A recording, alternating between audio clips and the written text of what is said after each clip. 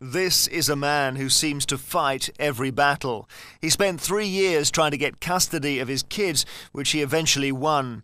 He still campaigns for the developing world, and presidents and prime ministers still pick up the phone when he calls. But what does that level of determination do in his private life? Is there a part of you that is a control freak?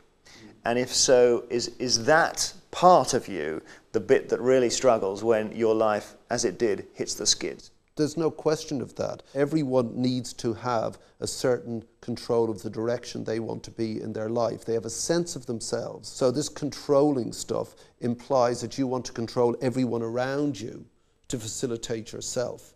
And they say that's a control freak. And if I read another disenfranchised, boiler going on in the paper, oh, he's a control freak, or she's a control freak or whatever. Stop. Everyone likes to have charge of themselves, but, a freak, like inordinately more concerned about being in control of stuff, no. Being concerned about being able to determine my life, absolutely. I'm just thinking only a control freak would answer the question with a sort of remorseless rebuttal that you've just given me. No, because only somebody shallow would ask it. Fair enough. Maybe I am a control freak myself, I don't know. But you went ballistic about divorce laws and custody recently, from the point of view of fathers. I went ballistic. I didn't go ballistic. Okay, I take back ballistic. It's just that what's attractive about what you say... Take back control freak. Take back all these other inappropriate words you've used in the interview. I take back ballistic because I thought you take ballistic as a compliment. You are passionate on every subject. That's why people like you.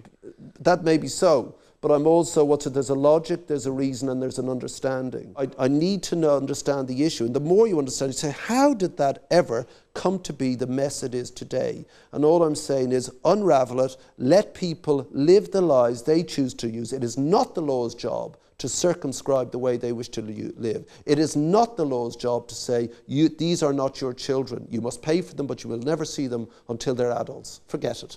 And we see the consequences daily with headmasters talking about the consequence in the school. You know that young boys need fathers around. You know it. You see it in school. You see the consequences of the kids in the inner cities. It ain't working.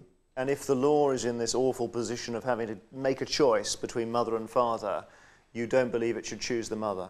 It should be enshrined in the law that the man and the woman and the child have equal rights. Right now, under British law, the father has no rights whatsoever. So what happened? Give me the circumstances then. You have a case, there's a tussle, they fall out, father and mother want the child. Yes. What happens next? In the law, the first thing should be that at set point of separation, the mother and the father have the children 50% of the time. That's a given.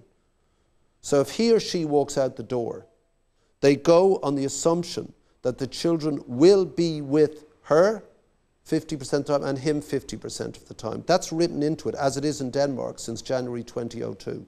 So that the consequences of separation become clear to you at point. If someone can leave with the children and therefore they get the house, which is the entire wealth of the family asset if you're lucky enough to have one, it's a zero-sum game for the other partner.